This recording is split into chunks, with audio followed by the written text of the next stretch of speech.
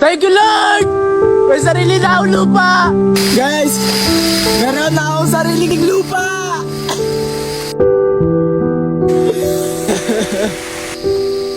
Thank you po.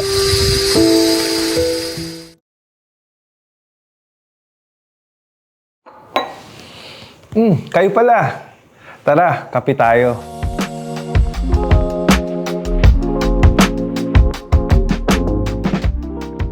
Welcome to another episode of Kapitayo with Consi Banjo. This time, ang makakasama natin is an inspiring young person with a very inspiring story. Kaya huwag na natin patagalin pa. Let's all meet YM Grabines Isidro. Hi, brother! Kamusta? Okay lang ako. Alam mo, gusto kitang i-congratulate kasi recently, na-reach niya yung 700,000 followers sa Facebook. Congratulations, bro! Thank you po. Grabe. 700,000 followers sa Facebook. Tama, di ba? Yes po. I don't know kung meron pang mas sikat sa'yo, pero... Marami, syempre. Hindi, dito sa San Jose, Yes po. ikaw yung pinakasikat. Ikaw yung may pinakamaraming followers na bilang isang influencer, isang content creator. Paano mo nalaman na marunong ka pala, may talent ka pala, may skills ka pala sa pag-vlog, pagko-content creator? Sir, nung hindi pa uso yung mga cellphone doon. Okay. Hindi ko rin na-expect na ako magiging content creator ako kasi ang na-expect ko talaga na ang gusto ko talaga nun is yung gumagawa pa ako ng mga pelikula, film, ganun pa ganun.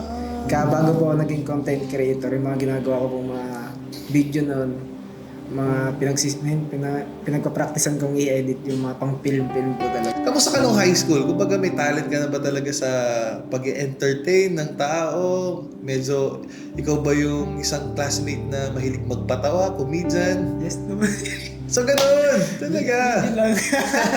So parang ikaw yung sa isang classroom, nagpapasaya ng mga klase. Kasi meron akong mga napanood sa ibang reels mo na yung pinipigilan mong makatulog. Yes, medyo. Ganun. Siyempre, sa story nung medyo kalukutan ng buhay ko, gano'n. Okay. Kumbaga, ang naisip kong content nun is yung kalukuhan, yung nakapagpatawa, nakapagpasaya, gano'n. Kumbaga, malungkot na nga buhay mo, magpapalungkotin mo pa. Ano yung pinagpapasalamat mo talaga? Yung magandang nangyari sa buhay mo dahil sa content creation? Isa siya sa pinaka nakatulong din sa negosyo ko. Sa ganun, tas paunti-unti nun, nakasama ko yung mga kapatid ko, ganun po. Yung nakompleto ko. Noon kasi po, mag-iwaiwalay po talaga kami noon eh. Kaya naging tambay ako sa kompyuteran noon kasi wala rin kami natitira noon. Tas mag-isa ko lang talaga dito. Tas, minsan po doon na ako natutulog sa computer. Kasama ko po yung pinsan ko. Doon na po, mandamagan na po kami ron. And dahil wala naman ako mga kapatid sa malalayo po yung iba, inampun, yung iba sa malalayo. Iwalay po talaga. Kasama ko naman yung isa kasi broken family po kami. Okay. Naghiwalay yung parents mo. Ngayon, sa pagkakahiwalay ng parents mo, may mga kapatid ka na inampun ng ibang tao. Yung iba nakatira sa ibang kamag-anak. So, nung nagkaroon ka ng content creation, nagkaroon ka ng natulungan yung business mo, nagkaroon ka ng magandang kita. So, nagkaroon ka ng bahay. Sarili ka ng bahay at lupa. Kung saan kasama mo na ngayon yung mga kapatid mo. Pwede mo ba kaming dalhin dun sa kung sino ka bago lahat ng ito? Nung elementary po kami, nangangalakal kami. Tapos, nung elementary po kami, titinda po kami ng kwan. Nung sa school po, pagka-uwian, Okay. o pagka hindi kami pumapasok, walang baon, walang makain, hindi punta po kami sa mga bahay na nadadaan-daanan namin sa mga subdivision, gano'n po. Doon po kami pumupunta. Pagka nakita po namin yung mga malunggay po, gano'n, papaya, gano'n. Hihingin po namin sa may-ari yun. Tapos pagkatapos namin mapitas, Ayun, itatali-tali po namin. Yung papaya po, ano lang yung per piraso. Tapos yung balunggay naman, tatali-tali namin yun. Tapos ibebenta. Ibebenta nyo. Iikot po namin, ibebenta po namin. Nakakatawa naman ano. So nag-iikot kayo sa isang lugar, sa isang barangay. Kapag may nakita kayong malunggay, hihingin ninyo. Ako sa pugo. Pag may nakita kayong papaya, hihingin ninyo. So pag nahingi ninyo, ibebenta nyo, doon ka kumikita. Tapos yung kinikita mo, ginagamit yung pangkain. Ayun po yung ano kasi nung mga time po na gano'n yung nangyari sa buhay ko. Halos iwaiwalay na rin po kami mga kapatid ko. Simula na po yun ng kaiwaiwalay na yung magkakapatid. Ang mga nagiging income ko ron, napag-aaral ko yung sarili ko, gano'n po. Kasi akala ko po nung nag-iwalay na po yung mama ko nung Ilang taong ka 3. nun? Grade 3 ka. Grade 2 po, mag-grade 3. Tapos, ayun po, nung nagkagulo-gulo na, tapos mama ko nun hindi rin naman kami sinusupport-supportahan na bibigyan kami sobra, pero pang yung bibigay pang isang araw na gastusan. Akala ko po kasi talaga hanggang grade 6 lang kaya ko. Na, kala ko pa nga lang nun grade 6 hindi ko pa po mapagtatapos sa sarili ko. Pero napagtapos ko ng grade 6 okay na to. Sariling sikap mo yan, ha? Tapos nung nag-high school po, ayun po, napunta po ako sa may Tundod, kaso sobrang hirap. Doon ko rin po naranasan yung pamumuhay ng pagbubukid po. Sobrang hirap po, sobrang hirap. Bukid ka din pala. Ay, sobra po. Nagsikasik po kami nagbubunot po ng mga palay. Tapos Habang nag-aaral ka ng high school. yes po. Pero si papa mo, nakasama mo naman habang... Hindi po, simula nung umalis po siya. Wala po. So Kasi- talagang mag-isa mong tinaguyod yung sarili mo. Oo. At ilan sa mga kapatid mo, no? Nung neto lang naman po nagsama-sama mga kapatid ko neto pagkatapos ng pandemic. Nung medyo nakaganon-ganon naman na sa buhay. Ganun. Kinakaya-kaya na po. Nung grade 12 na po ako dito po sa CTI po. Ay, nag-senior high school ka pa sa CTI. Apo. Noon is sobrang thankful po kasi sobrang kala ko hindi ko mapagtapos. Basta dasal lang po talaga habang ginagawa ko po yung mga gusto ko ganun. Yung pinakaunang nakita kong reels mo, yung nag-iihaw ka Apo. ng isda. So talagang namamasukan ka na sa mga ibang mga business. Bago po yung sa iyawan na yun. Last na naging trabaho bago magnegosyo. Marami po akong nasubukan na trabaho po. Pati po yung mga construction po. Nag-construction ka din. Tapos yung po talaga yung pag-akit din talaga ng mga puno-puno. Pagbibenta-benta sa palengke, ganun. Dumating na ba sa pagkakataon na parang pagod na ako, ayoko na, bakit ganito na lang palagi?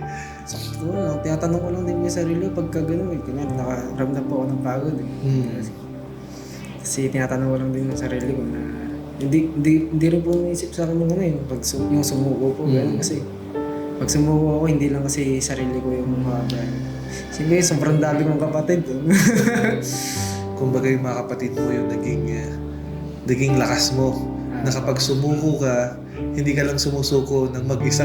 Parang isinisuko mo na rin yung mga kapatid mo. Kaya yung salitang sumuko na pumapasok na lang din talaga sa sarili ko na pag sumuko kasi ako, paano pag nawala ako? Paano yung mga kapatid ko? Wala nang pabayaan na yan. Baka siguro kung di rin dahil sa akin na halos nang hihingi na lang din kami nun eh. Baka siguro ngayon kung hindi ko po inayos yung mindset ko na baka namamalimos na lang kami nila sa gilid, gano'n. Kumbaga, ang ganda na narinig ko na mindset. Nakakatuwa na hindi mo hinayaan na yung sitwasyon ninyo, yung magdikta kung paano ka mag-iisip, kung paano ka kikilos, at kung ano yung buhay na tatahakin mo. Ano yung pinagkaiba nung buhay mo noon sa ngayon na kumikita ka na ng sarili mong pera, meron ka ng sariling bahay, meron ka ng sariling lupa, kasama mo na yung mga kapatid mo. Ano yung pinagkaiba? Lahat po ng meron na ngayon, lahat po pinagkaiba ng nakaraan.